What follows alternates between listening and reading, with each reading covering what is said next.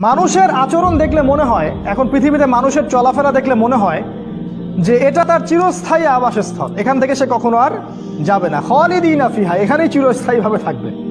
চলাফেরা দেখবেন মনে হয় যে তার সামনে মৃত্যু বলে কিছু নাই, কবর বলে কিছু নাই, হাসর, ফুলসিরাত, জান্নাত, জাহান্নাম, মিজান, এগুলো কিছুই নাই।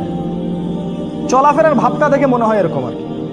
অথচ আমাদের নবী বলেছিলেন সাল্লাল্লাহু আলাইহি ওয়াসাল্লাম যে আমি যা জানি, নবীজি বলেছেন আমি যা জানি তোমরা যদি তা জানতে তাহলে তোমরা বেশি বেশি কাঁদতে, কম কম হাসতে। তোমরা স্ত্রী সহবাস করাও ছেড়ে দিতে, বড় মাঠে চলে যেতে, সেখানে গিয়ে অঝর নয়নে আল্লাহর সামনে কাঁদতে।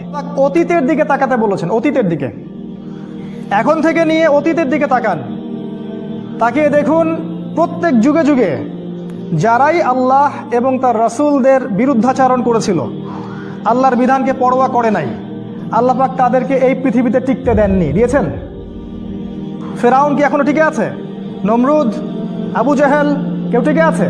যুগে যুগে যত মানুষ হোক, সে ফেরাউন নমরুদ বা আমাদের বর্তমান সময়ের ফেরাউন নমরুদরা, এখনো ফেরাউন আছে। এই যুগেও ফেরাউন নমরুদরা আছে, আবু জাহেলরা আছে।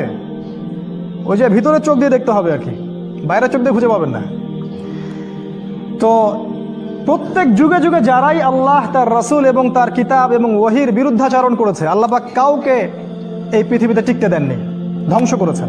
শিকড় আল্লাহ পাক উপড়ে ফেলে দিয়েছেন। এই শিক্ষাটা আল্লাহ দিতে যাচ্ছেন সময়ের শপথ করে। তো এ যুগের যারা ফেরাউন নমরুদ আছে তারা যেন সতর্ক হয়ে যায়। তাদেরকে আল্লাহ পাক অবকাশ দিচ্ছেন, ছাড় দিচ্ছেন। তার মানে এই নয় যে আল্লাহ পাক তাদেরকে ধরবেন না। অতি শীঘ্রই আল্লাহ পাক তাদের শিকড় উপরে ফেলবেন ইনশাআল্লাহ তাআলা, এবং পরকালে তাদের জন্য অপেক্ষা করছে যন্ত্রণাদায়ক শাস্তি। এটা একটা মেসেজ সময়ের শপথ করে আল্লাহ পাক দিয়েছেন।